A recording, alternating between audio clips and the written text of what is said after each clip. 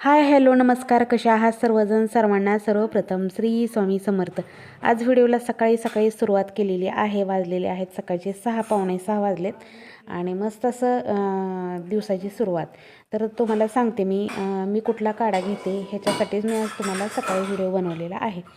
तर बऱ्याचशा ताई माझ्यासारखाच संधिवाताने किंवा ज्यांची हाडं दुखतात ना, तर त्या त्रासाने ग्रसलेल्या आहेत. त्यामुळे मी हा काढा घेते आणि तो कोणता आहे ते तुम्हाला मी व्हिडिओमध्ये दाखवते. सकाळी सकाळी बघा, हा कोमट पाण्यामध्ये काढा पिला ना की दिवसभर आराम पडतो. माझे तर खूपच प्रॉब्लेम माझे कमी झालेले आहेत. मला बऱ्याचशा ताईने वेगळ्या वेगळ्या प्रकारचं सांगितलं होतं कमेंटमध्ये की ताई हे घेत जावा ते घेत जावा. पण हा काढा जो आहे ना, तर दरवर्षी मी थंडीमध्ये एक बॉटल घेतच असते. माझ्यासारखेच खूप सारे असे पेशंट आहेत की त्यांना हा त्रास आहे. त्यामुळेच म्हटलं चला शेअर करूया की हा अमृत नोनी काढा तर तो कुठला आहे आणि मी कुठून आणते. तर हा मेडिकलमध्ये भेटतो. बऱ्याचशा ताईंनी विचारलं की तुम्ही स्वामी केंद्रामधून आणलं आहे का? तर नाही ताईंनो, हा मेडिकलमधूनच आणलेला आहे. मेडिकलमध्ये मिळतो 1200-1300ला बॉटल आहे. पण एक बॉटल एका अशा हिवाळ्यामध्ये घेतली तर बरं पडतं. आणि ह्या दिवसामध्ये हे सगळे त्रास जे जुने दुखणे आहेत ना, ती सगळी उद्भवतात.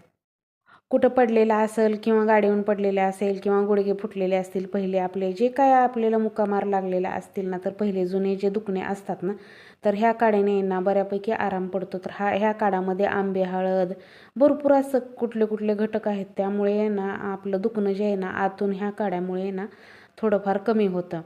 तर बरेचसे प्रॉब्लेम आहेत माझे, तर भरपूर आहेत. तर तो काढा मी असा कोमट पाणी करते बघा आणि त्यानंतर घेत असते. हलकंसं कोमट पाणी करायचं आणि एक अर्धा ग्लास पाणी घ्यायचं आपल्याला कोमट आणि त्याच्यामध्ये किती एक झाकण बरं ओतायचं. आधी सुरुवातीला कमीच सांगतात, नंतर थोडं थोडं वाढवत जायचं. असं ही 4 महिन्यात मी एक बॉटल पित असते. जास्त पण पित नाही आणि कमी पण नाही. बघू शकता हा काढा आहे ना पूर्ण आयुर्वेदिक आहे. तुम्हाला जवळनं बॉटलच्या दाखवते. हे सगळे आपले हाडांचे स्नायू वगैरे जेवढं काय दुखतं आहे ना, तर त्याने राहतं. तर ह्याचं नाव आहे अमृत नोनी काढा. तर हा काढा पिल्याने आहे ना आपले शरीराचे खूप सारे अवयव जे दुखायचे आहेत ना, तर ते कमी होतात. तर मी रोज कसा घेते हे तुमच्याशी शेअर केलं. त्यानंतर वरती थोडंसं टेरेसला जाऊन चालून आले, कारण 15-20 मिनटं का होईना पण थोडाफार व्यायाम झाला पाहिजे. आणि कसं आहे बघा, पहिले जे आपले जुने दुखणे असतात ना, तर हे थंडीमध्ये उद्भवतात. त्यामुळे व्यायाम पण थोडा गरजेचा आहे. आणि थोडं 15-20 मिनटं आपल्या टेरेसवरती जाऊन मी चालते, थोडासा व्यायाम करते आणि त्यानंतर मग मी खाली येते. खाली आल्यानंतर मग ही सगळी झाडलोट चालू होते माझी. घरं झाडून झालेली आहेत. फक्त राहिलेलं आहे अंगण झाडायचं. तर अंगण झाडायला भरपूर आहे आपल्याकडं. पोर्च आहे, त्यानंतर इकडं आपल्या बागेकडचा टाकीवरचा भाग आहे. तर बरंच असं झाडायचं पडलेलं असतं. त्यामुळे सकाळी झाडायला जवळपास माझा अर्धा तास जातो. सगळी म्हणजे इथलं झाडझोड करायची, त्यानंतर दारामध्ये पाणी वगैरे मारायचं, पुसून घ्यायचं. तर त्यामुळे काय होतं बघा, कधी कधी मग मी काय करते, आंघोळ झाल्यानंतर पाणी वगैरे मारते. असं बऱ्याच वेळा होतं. सकाळी जर आंघोळीच्या अगोदर माझं पटकन हे सगळं उरकलं तर ठीक, नाही तर मग मला काय होतं, दिवस उगवायचे आता आंघोळ करायची म्हणून मी काय करते, मग कधी कधी जर म्हणजे लेट जर झालेला असेल ना, तर मग मी आधी आंघोळ करून घेते पटकन आणि परत पाणी मारते. पण झाडलोट मात्र सगळी आंघोळीच्या अगोदरच असते. तर सकाळी सकाळी दारामध्ये पाणी मारलं की बरं वाटतं आणि छान पण वाटतं. ऊन पडायच्या आधी पाणी मारलेल्याचं काहीतरी वेगळंच हे असतं. त्यामुळे सकाळी आपलं सगळी झाडलोट झाली, दारामध्ये पाणी मारून घेतलं, पोर्च पुसून घेतला की बरं पडतं. म्हणजे एक काम केलं, आपलं सकाळचं काम आहे ना ते आटपल्यासारखं वाटतं. मग अंघोळ झाली की लगेच पटकन आपल्याला लगे मग बाकीचं देवाधर्माचं करायला येतं, जसं की आपली रांगोळी वगैरे, देवपूजा वगैरे. तर कधी कधी जर असं राहिलं ना पाणी मारायला तर बराचसा उशीर होतो. मग मला 7:15 होतात. आणि त्यानंतर मग माझी देवपूजा, दारामध्ये रांगोळी. तर इकडे बघू शकता छान अशी रांगोळी. तर रांगोळी, देवपूजा हे सगळं जे आहे ते मिनी ब्लॉगमध्ये शेअर केलेलं आहे ताईंनो. त्यामुळे ना ते काय तुम्हाला मी ह्या व्हिडिओमध्ये दाखवलं नाही. मिनी ब्लॉग पाहिला नसेल तर नक्कीच पहा. इकडे बघू शकता झाडांना सकाळी सकाळी थोडं थोडं पाणी घालत असते मी. आणि आता काय होतं, जास्त पाणी घालता येत नाही, कारण पाणी घातलं जे आपण जास्त ना, तर हे खालचं आहे ना खराब होऊ शकतं. त्यामुळे म्हटलं थोडं थोडं रोज का होईना पण थोडं थोडं पाणी घालायचं, म्हणजे झाडं पण चांगली राहतात आणि ते खालचं खराब पण होणार नाही. तर सकाळी स्वामींची पूजा ह्यांनी केली होती, पण फुलं नव्हती वाहिलेली. जातच नाहीत ती बागेत आता मी फुलं आणायला ते.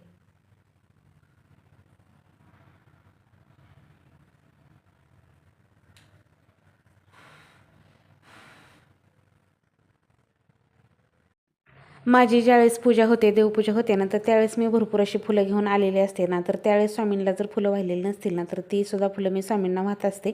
आणि मग त्यानंतर मग मी माझ्या बाकीच्या कामाला लागते. तर स्वयंपाक झाल्यानंतर, डबे गेल्यानंतर, हे सगळे घराच्या बाहेर गेल्यानंतर मी आज माझं रुटीन तुमच्याशी शेअर करते. हे साईटवरती गेल्यानंतर घर रिकामं होतं. आमचं 8:30-9 वाजेपर्यंत घर रिकामं होतं. त्यानंतरचं माझं रुटीन तुमच्याशी शेअर करते. त्या अगोदर इकडे छान अशी स्वामींचं दर्शन घ्या आणि तुम्हीसुद्धा श्री स्वामी समर्थ म्हणून कमेंटमध्ये नक्कीच लिहा. ही मंडळी घरातनं बाहेर पडली की तिथून पुढे मग मला जरासा मोकळा श्वास मिळतो. म्हणजे कसा, तर सकाळी खूप कामाची घाई गडबड असते. सकाळी डबा पण करायचा असतो, पूजापाठ असते, त्यानंतर दारामधली रांगोळी वगैरे असते, सडा वगैरे असतो. ही सगळी कामं करता करता मला सकाळी 9 वाजेपर्यंत खूप माझी तारेवरची कसरत असते रोज नित्यनेमाने. तर त्यानंतर मग मग माझं निवांत असतं. मग मी खूप म्हणजे खूप निवांत काम करत असते. आज बागेमध्ये फुलं बघू शकताय किती छान आलेले आहेत. टॉवेल वगैरे सगळे आहेत ना, सगळे टॉवेल सुकायला टाकते. त्यानंतर ही सगळी घरातनं मंडळी गेल्यानंतर आणि बघू शकताय स्वयंपाक झाल्यानंतर, सगळ्याची जेवणं झाल्यानंतर जो काय माझ्या किचनवरती पसारा असतो ना, तो असा असतो. कुठून कामाला सुरुवात करावी हे कळत नाही.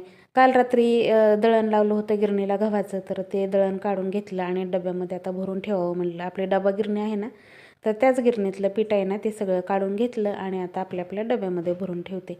तर आपल्याला ही पिठाची गिरणी बरी पडते बघा. जेव्हा आपलं संपल पीठ त्यावेळी आपल्याला लगेच टाकलं की लगेच बरी पडते.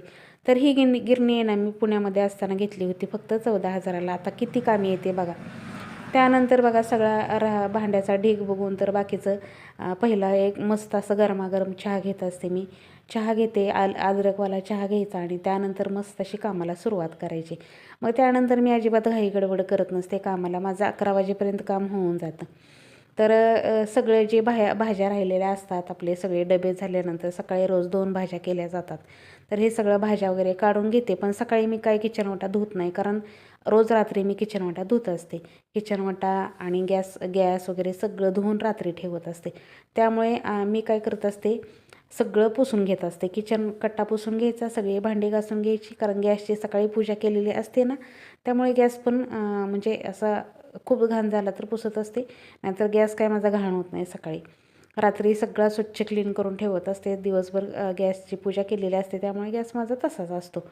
तर असं हे सगळं ओल्या कापड्याने ना मी सगळं हे करून किचन कटा पुसून घेते. आणि भांड्याचा ढीग बघू शकताय तुम्ही. अक्षरशः बेसिनमध्ये ना भांडे बसत नाहीत एवढे भांडे पडतात. आणि तसंही मला खूपच भांडे पडतात. तर एकदा ही भांडी घासली ना, परत 5 वाजता माझी भांडी असतात. दुपारी जेवण गेलेलं ताट एक असतं, चहापाण्याची भांडी असतात, समर्थचं माझं. आणि हे असे काही भांडे ना मला नेहमीच भांड्याचा ढीग म्हणजे ना पडतोच. कारण सवय लागलेली असते एक भांडी जास्त काढायची एखाद्या बायकांना, तर तशीच मला पण सवय आहे. त्यानंतर सगळं आवरावर केलं, किचन कटा आवरला आणि जी काही थोडीशी रात्रीची भांडी होती ना जाळीमध्ये भरून ठेवलेली, ती सगळी लावायला घेतली. कारण जाळी रिकामी करायची आणि आता ही सगळी भांडी घासलेली त्या जाळीत ठेवायची, हेच काम असतं. तर त्यानंतर ही जी काय भांडी होती ना ती सगळी लावालावी करून घेत असते. आणि कसं आहे बघा, रात्रीची भांडी आहे ना नेहमी मी किचन वाट्यावरतीच घासून ठेवते. कारण आहे ना किचन वाट्यावरती घासून ठेवलं की सगळं पाणी नीट तळतं. कधीतरी किचन वाट्यावरती ठेवते, कधीतरी जाळीमध्ये ठेवते, पण शक्यतो किचनवरतीच पालती घालते मी. संध्याकाळी किचन वाटा घासून घेते आणि घासलेली भांडी किचनवरतीच पालती घालून ठेवते. मग सकाळी मात्र ती भांडी भरण्यापासूनची माझी कामाला सुरुवात असते. त्यानंतर वाटे, ग्लास जे काय रात्री घेतलेले होते ते जिथले तिथं सगळं लावून द्यायचं, हे सगळं काम चालू असतं. एकदा का ही मंडळी घराबाहेर गेली की आपल्याला म्हणजे काम आपल्या आपल्या पद्धतीनं आपण करू शकतो. पण ही जर मंडळी घरात असतील ना तर काम आपलं अजिबात उरकत नाही. तर माझं कसं, हे 9 वाजता घरातनं गेले, 8:30ला जातात म्हणजे, पण 9 पावणे 9पर्यंत कधी कधी जातात. तर त्यानंतर मग मी माझ्या कामाला माझ्या पद्धतीनं सुरुवात करत असते. त्यानंतर आपल्या ह्या खिडक्या वगैरे रोजच्या रोज आपलं क्लीन हात मारला की बरं पडतं. त्यामुळे किचनचं आवरावर केलं आणि किचनची भांडी वगैरे सगळी घासून घेतली. ते काय तुम्हाला दाखवलं नाही, व्हिडिओ खूप मोठा होतो आणि बोरसुद्धा होतं. त्यानंतर ह्या सगळ्या किचनच्या म्हणजे आपलं हॉलच्या खिडक्या आहेत ना त्या पुसून घेत असते. टिपवायवरती काय इकडं तिकडं पडलेलं असेल तर ते सगळं आवरायचं, हॉल आवरायचं आणि मग सगळं घर एकदा झाडून काढायचं आणि त्यानंतर मग पूर्ण घरातली लादी पुसायचं. तर हे सगळं असं माझं काम आहे ना रोजचं 11 वाजेपर्यंत जातं. आणि कधी कधी येत ना सकाळी म्हणजे काय उपवास वार वगैरे असतील तर सकाळी पटकन देवपूजेच्या अगोदर मी सगळी लादी पुसून घेत असते, हॉलची, किचनची. बेडरूम राहिलं तर राहू देते, पण हॉल, दुकान हे सगळं पुसावंच लागतं. आणि कधी-कधी असं की सगळं काम झाल्यानंतर लादी पुसत असते आणि ज्यावेळेस आपण सगळं काम झाल्यानंतर लादी पुसतो ना, तर त्यावेळेस दिवसभर घर छान राहतं. आणि एखाद्या दिवशी आपण सकाळी-सकाळी खूप लवकर फरशी पुसली ना आणि त्यानंतर स्वयंपाक वगैरे केला, तर घर मात्र घाण होतं. कारण काय होतं, सगळ्याचे नाश्ता, पाणी सगळं झालेलं असतं. त्यानंतर पुन्हा एकदा झाडून काढा, लादी पुसा असं होतं. आणि कधी-कधी मग मी इग्नोर करते, राहू देते, झाडून वगैरे काढत असते फक्त घर. पण असं सगळं काम झाल्यानंतर लादी पुसली ना, की घर मात्र दिवसभर छान राहतं, फ्रेश राहतं. कारण घरामध्ये त्यानंतर मग मी एकटीच असते दिवसभरामध्ये. तर असं काहीचं माझं सकाळचं सगळं असतं आणि 11 वाजेपर्यंत माझं बरोबर सगळं काम होऊन जातं. त्यानंतर मग मी अशी लादी पुसायला घेते आणि छान अशी लादी पुसल्यानंतर मग मी मस्त अशी माझी आवडतीची एखादी सिरियल बघत असते, म्हणजे 11च्या नंतर. 11-12ला म्हणजे ज्यावेळेस माझं काम होईल त्यावेळेस एखादी आवडतीची सिरियल बघायची, त्यानंतर जेवण करायचं आणि त्यानंतर आपला व्हिडिओ जो आहे ना दुपारचा मिनी ब्लॉग, तो एडिट करून टाकायचा. आणि त्यानंतर मग मी मस्त अशी 1:30 ते 2-2:30ला झोपते. 3-3:30ला उठते. म्हणजे 2:30ला माझा व्हिडिओ जातो ना, तर त्यावेळेस मग मी झोपते आणि 3-3:30ला उठत असते. तर असं काहीसं माझं रुटीन होतं. कसं वाटलं नक्की कमेंटमध्ये सांगा. श्री स्वामी समर्थ.